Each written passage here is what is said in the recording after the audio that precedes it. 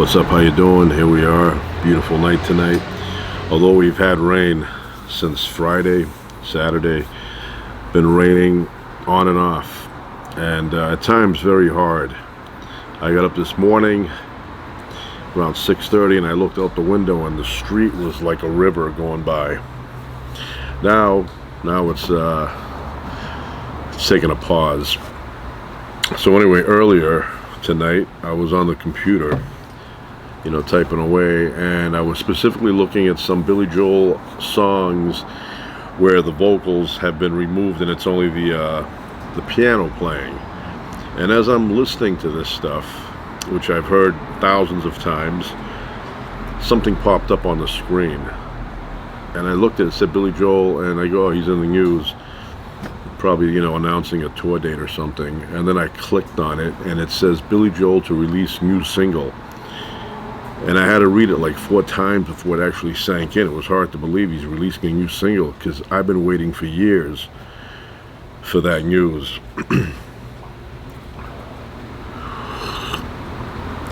As I've mentioned many times in the past, in recent years, I have been a huge Billy Joel fan. I was like probably 1%. 1%er for Billy Joel fans. That was me. Maybe even higher than that. 1% of 1%. I was a crazy fan. Now, I'm a fan, but average fan. I like his stuff the way other people like his stuff. But at one point in my life, I was so into his music, I couldn't get enough. I would get home from school, I had an old turntable, and I'd put the record on and play one after the other, night after night. And then I'd pick up magazines, Rolling Stone, and I'd scan them with my eyes. And in those days, and still now, if the words Billy Joel appear anywhere in the article, I notice it immediately. It's like a bionic guy, and I stop. Well, in those days, I would read all kind of magazines, music magazines, to find any kind of interview or any kind of information about a new album. And anytime I would see something new, it would make my month. So anyway, Billy Joel, Turn the Lights Back On. Turn the Lights Back On. That's the name of the new single. And what's even more surprising is that he co-wrote it. Because if anybody knows anything about Billy Joel, is that he does not co-write. Now, he had a song back in '86 that he co-wrote with Cyndi Lauper. He had writer's block. And then she was recording in another studio in the same building. And she came down and helped him out with the lyrics. And so he gave her co-writing credit, which who knows what she wrote, a sentence and the whole thing. I think he wrote the overwhelming majority and she helped a little bit, but she got co-writing or co-writer's credit. So I am very excited, just because it's nostalgic to me that he is releasing something, and I've been waiting since '93. And I will say about '93, River of Dreams, I was waiting, and at the time I was living down at Long Beach. And I remember I found out about the release date, and I went to the Long Beach Mall. They had a record store in there, and I went inside and I got the album out. I bought the tape though, because I didn't have a turntable back then. So I was looking at it, I was all fascinated. I had a Walkman. Put it in, I was listening to it, and something about it was not clicking with me. And I said, maybe if I listen to it a few more times, and it got a little bit better. But I never warmed up to that album. That album to me did not seem like a Billy Joel album. And to this day, I don't listen to it as much. Although, to be fair, side 1, the first 5 songs are, they're decent, but they're not Billy Joel sounding to me. And I was a little bit disappointed with that album. So yeah, I remember I would walk. What's that? Belmont Shore. That area. I would walk there on the boardwalk. That's where I walked up and down with my headphones on, listening to this new album. And I liked Great Wall of China, Blonde Over Blue. I really liked what the hell they called there, Shades of Grey.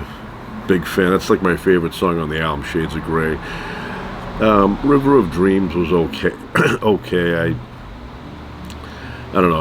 I didn't like find that it spoke to me. The whole album did not speak to me, but Shades of Grey, it spoke to me. Not as loud as all the other stuff on the other albums, but it did speak to me. No Man's Land, it was all right. But I don't know, something about that album. And then you go to the second side of, what is it?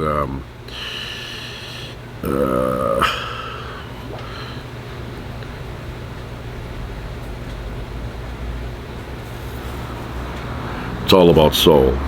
I had to sing it in my head. All About Soul.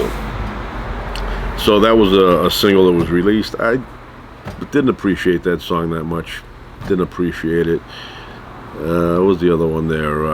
Famous Last Words, which is the one he always points to that says, yeah, that's the song that I revealed that I would not write anymore for a long, long time. And even now in the video that they released, that little 30-second video where he's flipping the page over, you see up top, it's a little bit blurry, but it says Famous Last Words, and it has the lyrics of that song. So I've been waiting a long time for this, and I am excited. I am excited because at one point in my life he was huge. I remember when the Bridge album was coming out, and back then there was no information you can get. You had to listen to the radio. Maybe they would say something, or MTV, so you wouldn't have the internet to look up the date.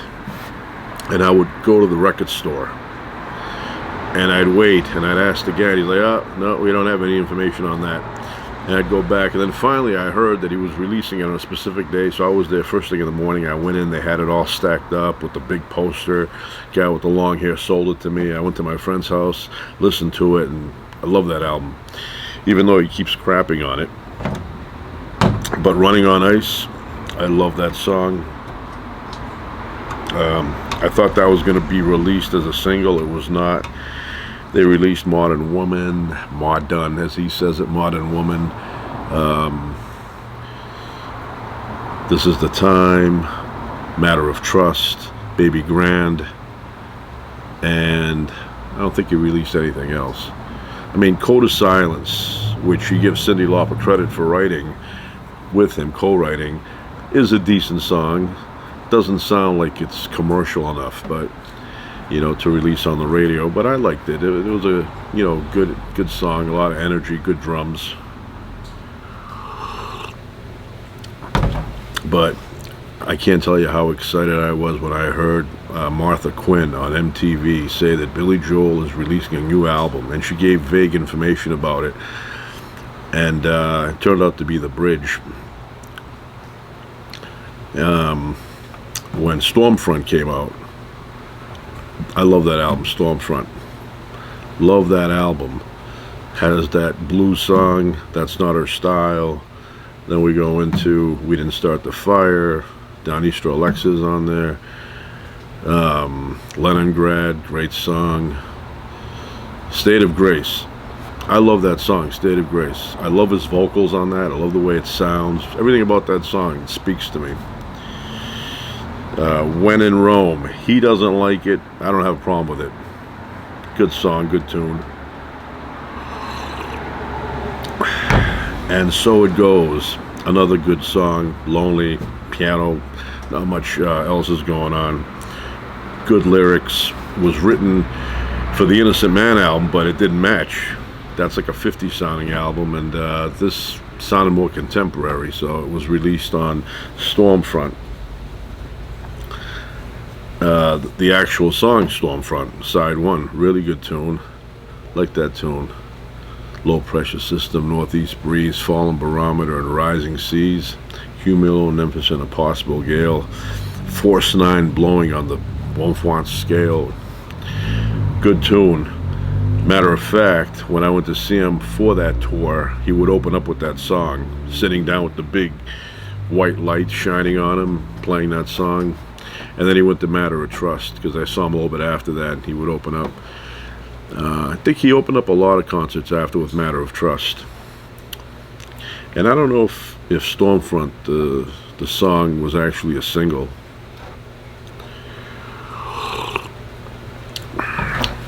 So, yeah, I'm very excited. Turn the lights back on. Long time. Been waiting since 1993. 31 years. And I do remember, though, when I got it, I went back to where I was living at the time, and I was listening to it, and, you know, I kept thinking, first side is great.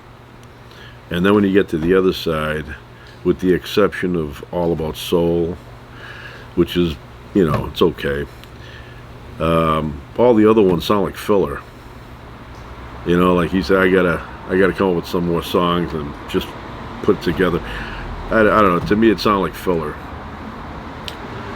So I was disappointed with that one. And then when he stopped making, see, it would have been okay if he 3 years, 4 years later, he made another album, and it would have been like, okay, he had a weak spot, and now it's back again. But then he just drifted off. And I saw him 3 times since he stopped making music or albums, pop albums. I saw him one time in the Garden.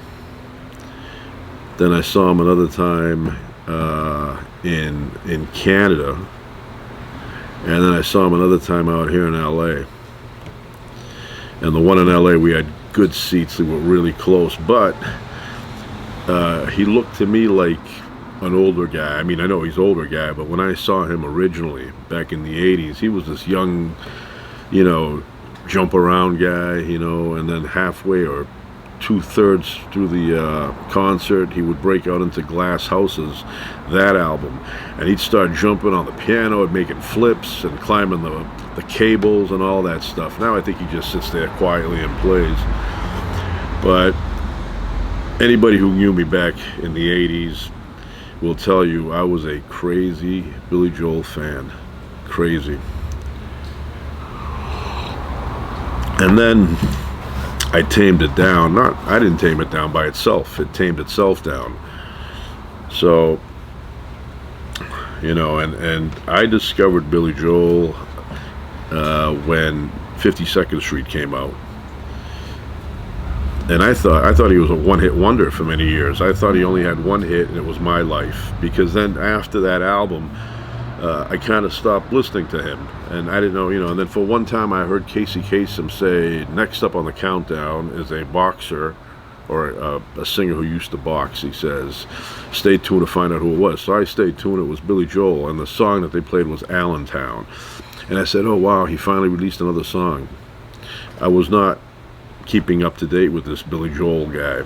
I only knew My Life, that song. And then an Innocent Man album was released, and the song Tell Her About It. And I said, oh, I like that tune. Who is this? It's a Billy Joel. And I said, oh, I like Billy Joel. He had that song My Life. I was a fan of his for a while back, you know, when I was younger. So I went and bought it, and I was reintroduced to the music of Billy Joel. Although when I bought that album, it was all like 50 sounding songs on it, which I have no problem with. But I thought, wait a minute, he must be a guy that writes 50s music, and then occasionally there are songs in there that sound, you know, new. And I go, probably the album 52nd Street is like that too. It's got to be all those 50 sounding songs, and My Life happened to be a more contemporary sounding song, and they released that. But then I realized, no, that's not the case. All his albums sound a bit different. And it just so happens that An Innocent Man was part of the 50s sound, early 60s, but the other albums were not. You know, I mean, for example, 52nd Street is like a jazz album. Love Zanzibar. I love My Life, but the song that really speaks to me Half a Mile Away. I love that tune. Love Half a Mile Away. Little Geo is a friend of mine. We get some money and we buy cheap wine, sit on the corner and have a holiday, hide the bottle when the cop goes by, talk about women and lie. It says lie, lie, lie, but yeah, I love that tune. But the whole album is great. So what I did back then is I bought an Innocent Man. I listened to that hundreds and hundreds of times. And then every 2 months, because I had just rediscovered him, every 2 months I would buy a new album of his and make it look like it was a new release. So I would go, and then after that I bought 52nd Street, and when I heard that I go, oh, it doesn't sound like the 50s anymore here. Then I think I bought Glass Houses, which that album is really fun. That's a fun album. Recently I was in the Park Plaza Hotel and I couldn't get that song out of my mind that he has. You know, that song that says, she said you meet me in the bar at the Plaza Hotel, wear a jacket and a tie, EI. What's the occasion? She just smiled, but she wouldn't say why. Well, that song, I Don't Want to Be Alone Anymore, wouldn't leave my mind when I was staying at that place. So anyway, I listened to that, and that is a fun album. Closer to the Borderline, I love that too. Nice heavy guitars on that. Great lyrics. A buck 380. And Through the Long Night, good tune. I love that song. Don't Ask Me Why, which in one verse he says don't ask me why, in one chorus. Good tune, good guitar playing on that. Of course we know Still Rock and Roll to Me, great song, went to #1. You May Be Right. A little bit crazy story on that. One time in downtown when I was in my prime, back in high school, me and a friend of mine sang that a cappella style and finished the whole thing, and then police officer, Irishman, walked over across the street. He goes, okay, he goes, move it on. And that was it. We moved it on. But I did that song live one time downtown, extra loud too. So, you know, many years ago. Would not do that now, but back then, I don't know. I was a fan, so I did it. But that album has a lot of good songs. All for Lena.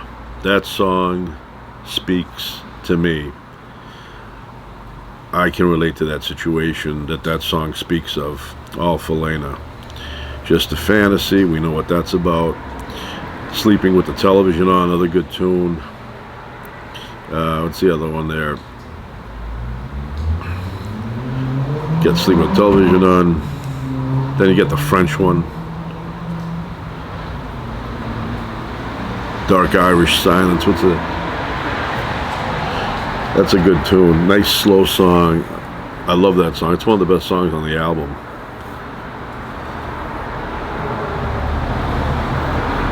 Let me think. I'm missing one there. Sleep with the Television On. There's another one that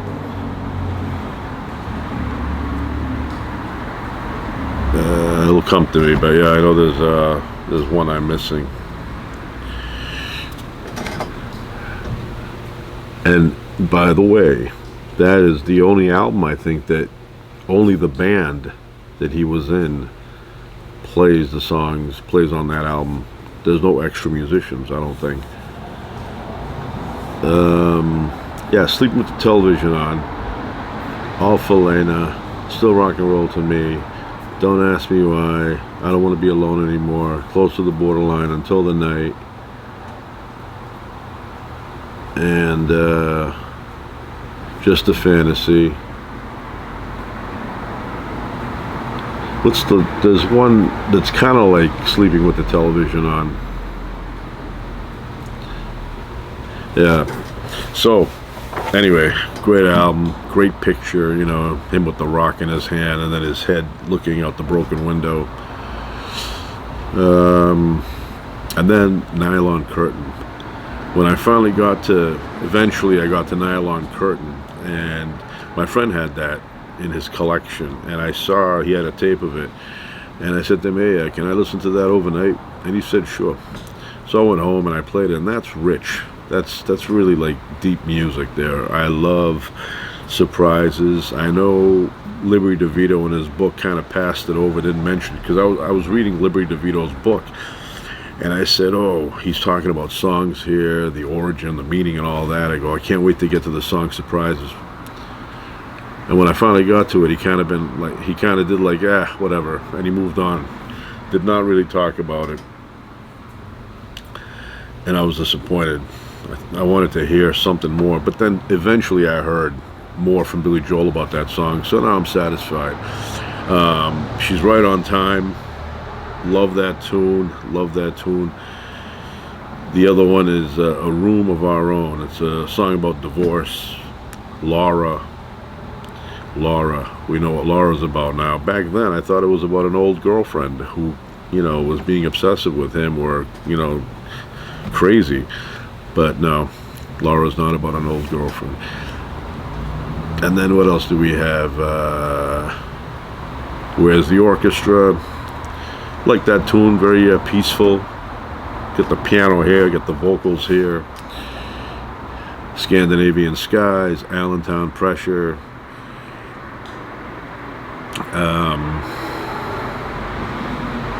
Yeah, I think there's 9 songs on that album.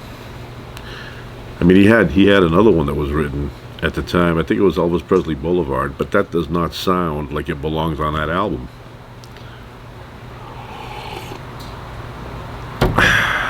Good tea.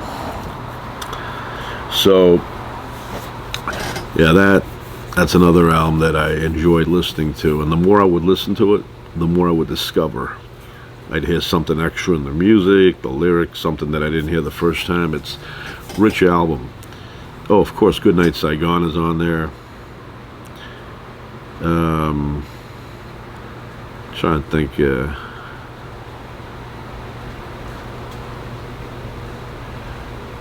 I can't think of the other songs. What other album can we mention here?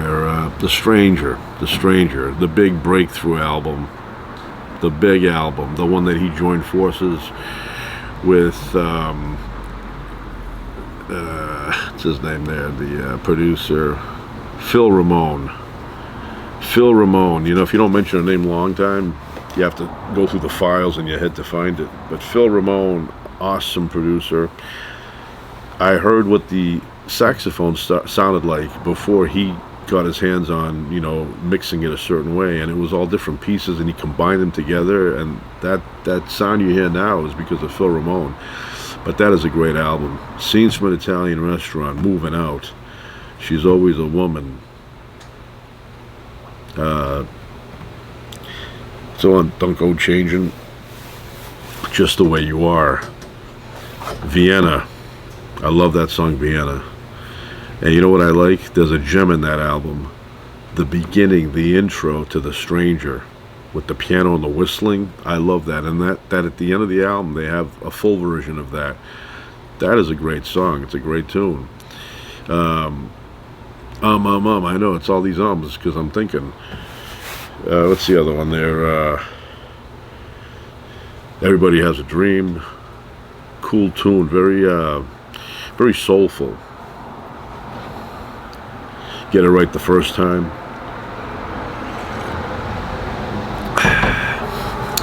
What else do we have?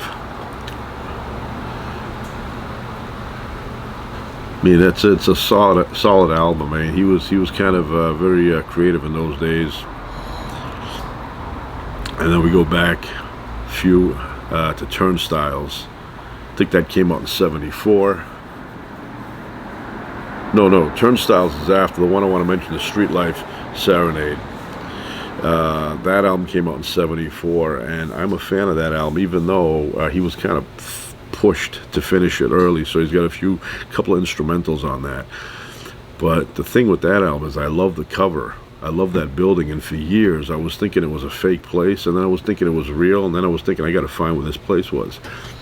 So I located the place. It's out here, San Pedro, And I drove down there and I went inside and I checked out the building and I go, yep, this is it. This is the place. I went in there and nice waitress, nice bartender lady there.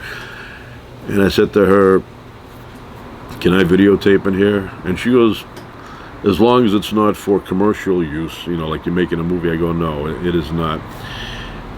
She goes, yeah, sure. So it was me. There was an old guy in there, older guy. He wasn't that old. And so I sat there on the side and I videotaped, and I did a song in there, which is a Dylan LeBlanc song, which I love Dylan LeBlanc. And the song is Fifth Avenue Bar. It's on my channel. If you look it up, you'll find it, Fifth Avenue Bar. And that's actually shot inside the building that was used for the cover of that album for Billy Joel, Street Life Serenade. And Street Life Serenader is a really cool tune, but it's done better live. If you buy the Songs in the Attic album and you hear that song, it's amazing. Good piano, good vocals. So yeah, I love that album. And the song that I enjoy listening to besides Street Life Serenader is that song, Great Suburban Showdown. Very simple lyrics, but I just enjoy the music to it and what it's about, Makes me think of suburbia, raking the leaves in the backyard. Speaking of raking the leaves in the backyard, there's a song, Roberta. And that, I like that song, Roberta. But yeah, cool tunes, like that album, I heard that he was kind of pressured to release something, and it's kind of like an unfinished product, but for me it's finished. And I even have a signed, autographed album, that album from him. Turnstiles, great album. I think there's like 8 tunes on that. Angry Young Man is on there. Seen the Lights Go Out on Broadway, 2017, which when I first heard that, I go, 2017 is a long ways away. And here we are, 2024. So that's a cool album, good tune. Even better when he does it live on Songs in the Attic. James,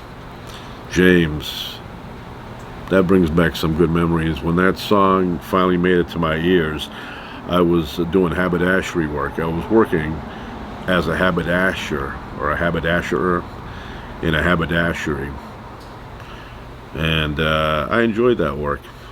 It was, it was good stuff there. And that song was a song that I was listening to back then. So when I think of that song, I think of me in the haberdashery section. James. I've loved These Days. Another cool tune.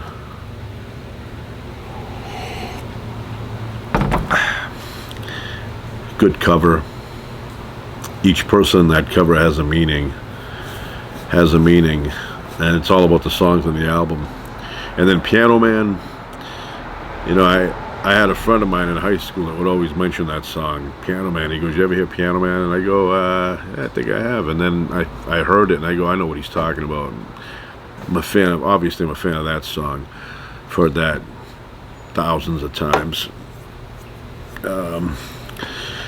Stop Over in Nevada's on there. Nevada. Worst Comes to Worst. I love that song. I love that guitar sound there. Ballad of Billy the Kid. The only song that I never really got close to, that Traveling Prayer song. I don't know, it's like, I never got into that song. Matter of fact, out of all the times I've listened to the entire album, I think I've only heard that song, the whole thing, probably like 2 or 3 times. Not a fan of that song. Great Suburban Showdown is that's the other one with the Last of the Big Time Spenders. Last of the Big Time Spenders. Good tune. And then what's the other one there? The one about the sitting by this thing. It's a pleasure to be soaking in the European rain. Now my belly's full of fancy food and wine. Oh, but in the morning there'll be hell to pay. Somewhere along the line. Like that tune. And eventually, I ended up listening to Cold Spring Harbor. And I didn't hear the original where his vocals are really high. I heard the one that was kind of like, they try to remaster it. And it was released in '83 when the Innocent Man album was really hot. They released that. So I went and bought it. I go, well, I've pretty much heard all the other stuff, so I'm going to get this one. And because I was a fan, I got into it. Falling in the Rain, Tell Me Why, Judy, Why, Judy, Why, that song. She's Got Away is on there. Everybody Loves You Now. Nice, fast song. But I liked it. I know he craps on it. And then later on, they readjusted a few more things and re-released it. And now it sounds okay. Now it sounds like what his voice would have sounded like back then. But that was where he got that crappy deal, and then he ran off out here in LA, and he played at the Piano Bar for a little bit, 6 months.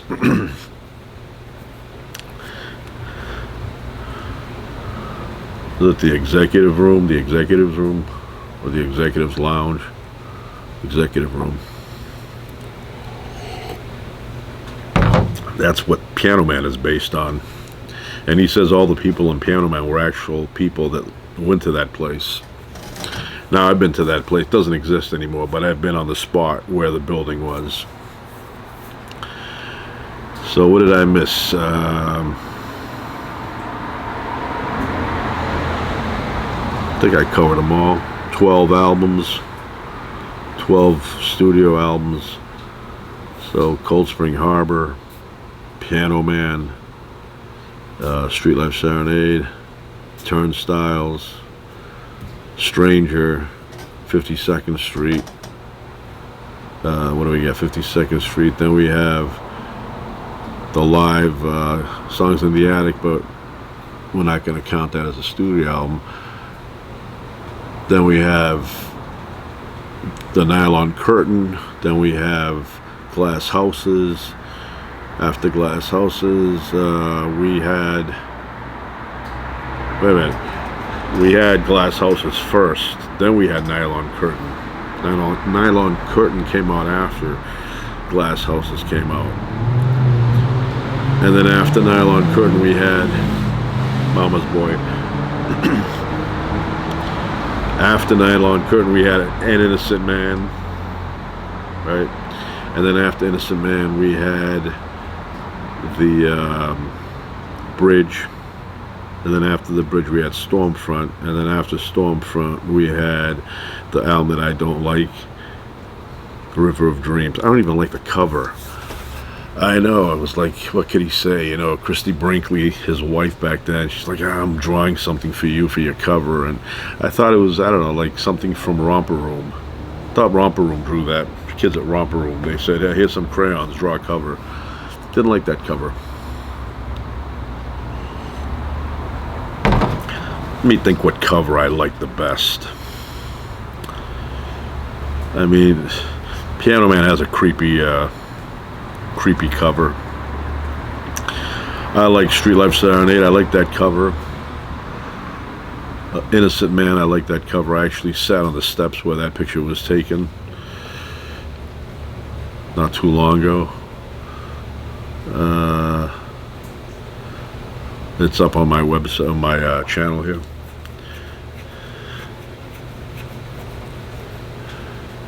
The Nylon Curtain had a industrial looking cover with him in the back. It's like, what's he doing, getting ready to have some coffee or something? Newspapers here. I think there's an ashtray somewhere, and I think he's got his, I don't know how he's holding it. I think he's holding it like this or something. You see his thumb. I go, he's got some chubby hands. And speaking of the hands, that, they look kind of like pudgy. When I saw him for the Stormfront album, that tour, I had second row seats. Second row. And they let us rush the stage while he was singing for the longest time.